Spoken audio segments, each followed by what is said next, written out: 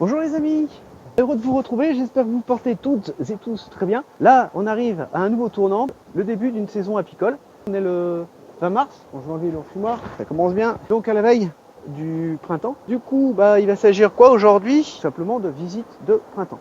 Autre chose que je vais modifier dans mon type de présentation, je vais plus être dans un accompagnement pas à pas, en essayant d'être plus proche de la période où on se trouve, c'est-à-dire de vous publier les vidéos au moment où c'est le plus opportun pour vous. Pourquoi? Parce que j'ai eu pas mal de demandes. Je vais le présenter aussi d'une autre manière où ça va être beaucoup plus court en termes de timing, mais beaucoup plus succinct et beaucoup plus synthétique sans trop entrer dans le détail, quitte à faire plusieurs vidéos qui vont être entrecoupées. Alors pour ce premier épisode, visite de printemps. Alors visite de printemps, qu'est-ce que ça signifie? Ça signifie pas une visite où on va directement ouvrir chacune des ruches. Pourquoi? Je fais un état de lieu de mes ruches. Pour vous donner un ordre d'idée, on me l'a demandé la dernière fois, j'ai exactement 6 ruches. Et je suis parti de 6 ruches, je dirais en automne.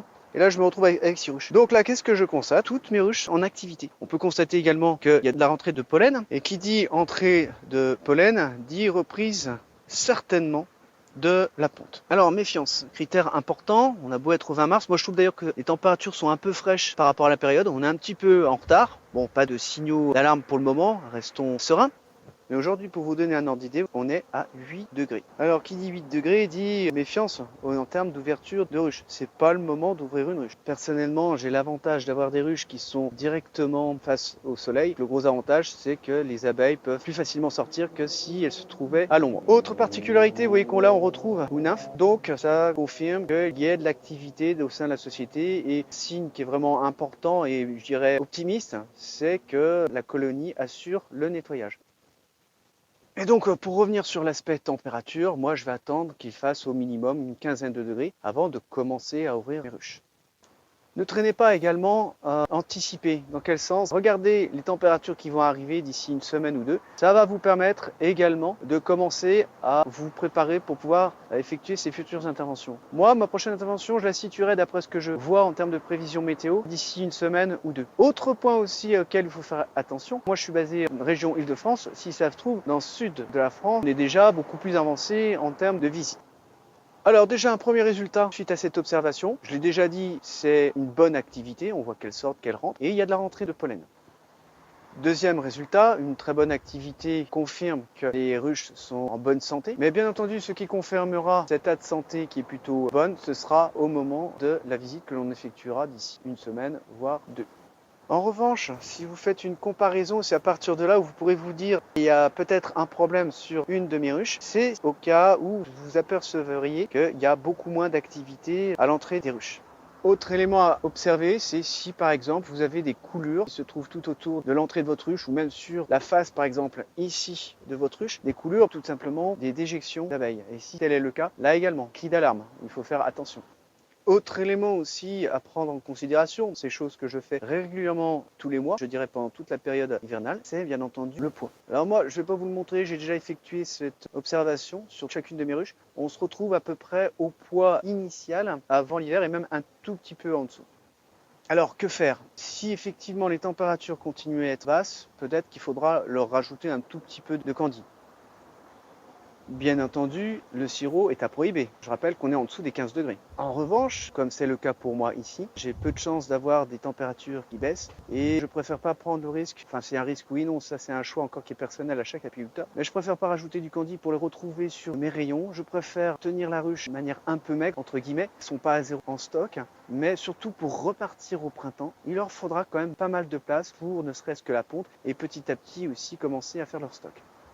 Alors aujourd'hui, juste pour terminer cet épisode, je répète, il s'agit d'une visite de printemps. Ça ne veut pas dire qu'on va rentrer dans la ruche, qu'on va l'ouvrir. C'est pas le cas aujourd'hui parce que les températures ne me le permettent pas, c'est trop précoce. On dérangerait la colonie. Mais cette visite de printemps va se poursuivre dans les semaines qui arrivent au fur et à mesure où la colonie qui se remet en route et on verra petit à petit à quoi correspondent toutes ces premières visites. C'est vraiment une préparation, je dirais, pour les futurs mielés que vous voulez réaliser et également sur les différentes ruches que vous allez les diviser ou réunir, etc. Aujourd'hui, on va faire deux opérations. La première va consister à retirer tout simplement ces grilles.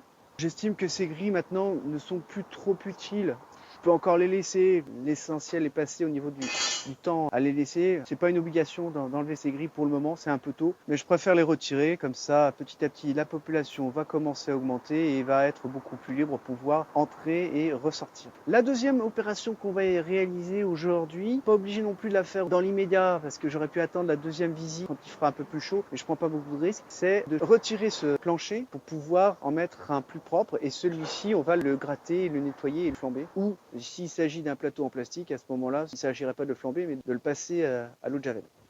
Alors, comme pour toute manipulation, que ce soit maintenant ou plus tard jusqu'à la fin de la saison, toujours avoir son enfumoir à disposition. Même si l'activité n'est pas son fort, on n'est jamais à l'abri d'un accident ou de quoi que ce soit, même quand on a l'habitude de manipuler depuis pas mal de temps. Et puis aussi, deuxième aspect des choses, indispensable, c'est toujours avoir son matériel de prêt. Donc là, il s'agit quoi? Il s'agit du nouveau plancher. Je l'ai gratté, je l'ai nettoyé, je l'ai flambé. On voit qu'il y a quand même quelques traces noires, ça c'est parce que je l'ai flambé. Et du coup, je vais poser cette ruche-là directement sur ce plancher-là et ensuite remettre aussitôt la ruche à son endroit d'origine. Bien entendu, vous pouvez vous faire aider d'une personne. Là, aujourd'hui, je suis tout seul, donc du coup, je vais devoir le faire tout seul, donc c'est tout à fait réalisable, mais c'est moins pratique et du coup, ça vous prend beaucoup plus de temps. Pour réaliser cette opération, juste un petit coup d'enfumoir, chose qui n'est pas non plus indispensable, sait-on jamais, ça permet toujours un petit peu de prévenir la colonie. Ici, alors il faut le faire avec le plus de délicatesse possible pour pas secouer la colonie, bien entendu, pour pas trop la déranger. Voilà, l'opération est faite.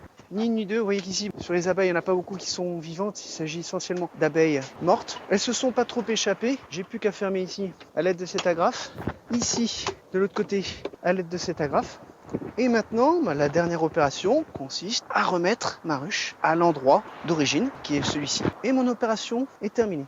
Je ne veux pas aussi reciter tout ce que j'ai pu voir auparavant dans d'autres épisodes. Je vous invite à les regarder les autres. L'action que je viens d'effectuer, c'est tout simplement de maintenir un bon état d'hygiène. Là, c'est un premier pas. On verra plus tard dans d'autres épisodes quand il fera meilleur, où justement on pourra vérifier l'état sanitaire au fil de l'eau. Mais là, je dirais que c'est le premier pas pour avoir, je dirais, un beau plancher bien propre pour nos abeilles.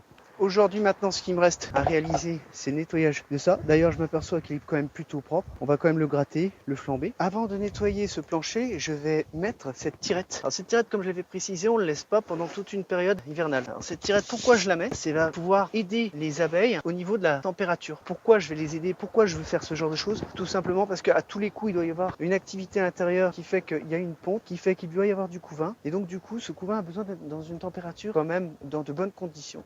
Une trentaine, et du coup ça va les aider à maintenir cette température. Et alors pourquoi je le fais également maintenant? Parce qu'on va arriver en printemps, les températures permettent, celles qui vont arriver dans le futur, si pendant les 2 semaines qui arrivent il y aurait des prévisions de température qui seraient trop basses, ce serait peut-être pas une bonne idée de tout de suite mettre cette tirette. Là je pense que c'est le terrain favorable parce qu'il n'y aura pas de coupure ou de baisse et du coup d'arrêt de ponte, c'est pourquoi maintenant je peux me permettre de les accompagner. Alors bien sûr cette tirette, je la retirerai quand on sera dans des températures extrêmement favorables et dans des conditions où la colonie n'aura plus cette nécessité. Dernière action aussi que j'ai à effectuer et à réaliser, c'est bien entendu notre carnet de suivi. Alors pour chaque ruche, j'ai une note, mais souvenez-vous qu'il faut également avoir un carnet de suivi d'état sanitaire, que ce soit pour les récoltes, que ce soit pour les traitements effectués, etc., etc. Et le sirop aussi à leur donner, enfin les différents nourrissements qu'on leur apporte en termes de stock de nourriture. Autre point aussi important à prendre en considération, dès les premiers jours où la température est favorable, c'est de mettre à disposition très rapidement un abreuvoir avec de l'eau. C'est important également si vous avez des voisins qui sont non loin, qui est par exemple une piscine ou quoi que ce soit. Une fois que les abeilles ont enregistré cet endroit-là, après c'est difficile pour pouvoir leur faire changer d'avis. Donc là encore, il s'agit d'une manipulation que je vous ai déjà montré à maintes reprises pour pouvoir nettoyer des corps et également des hausses. Donc il s'agit de gratter pour l'essentiel du nettoyage de ce plancher-là. Alors chose que je n'avais pas précisé tout à l'heure, enfin si je l'ai dit, comme quoi il n'était pas très sale. Je ne l'ai pas précisé pour quelle raison, j'ai certainement dû le changer juste avant l'hiver pour une raison X ou Y. Je ne sais plus, il aurait fallu peut-être que je regarde dans mes notes. Mais en règle générale, j'ai quand même des planchers qui sont beaucoup plus sales que ça. Et ensuite, bien entendu, il s'agit de gratter, mais également de flamber de cette manière-là. Un peu partout. Ça noircit un petit peu le bois, ça le fait suinter, je sais pas si on le voit bien là, comme ça. Là, c'est que c'est bon, là. Et bien entendu, on fait dessus et de l'autre côté.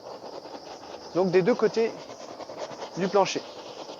Et un petit peu, bien entendu, sur le grillage.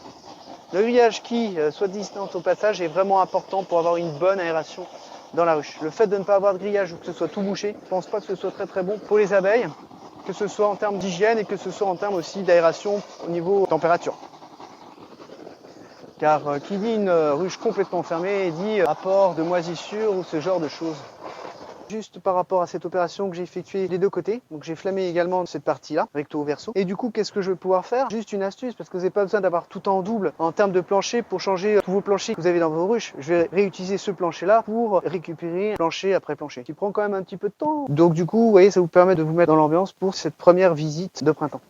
Pour terminer cet épisode, et d'ailleurs ce tuto numéro 1, donc de visite de printemps, je me suis mis exprès sous un abricotier où on retrouve des fleurs. Donc vous voyez qu'en ce moment, je vous apprends rien, l'activité de la nature, que ce soit les abeilles, que ce soit les végétaux, que ce soit les insectes, que ce soit tout reprend petit à petit vie. Les amis, il ne me reste plus qu'à vous dire, portez-vous bien, pensez à mettre des pouces, n'hésitez pas à mettre des commentaires, que ce soit pour des affirmations, des interrogations, ou même vous avez le droit de ne pas être d'accord, parce que parfois je tombe sur des choses où je ne suis pas d'accord, mais oui, mais pourquoi? Mais il faut expliquer. Merci. À très bientôt pour de nouvelles aventures et au tuto numéro 2 qui sera certainement la suite logique de cette visite de printemps et qui sera encore dans le contexte de la visite de printemps. Ciao, ciao.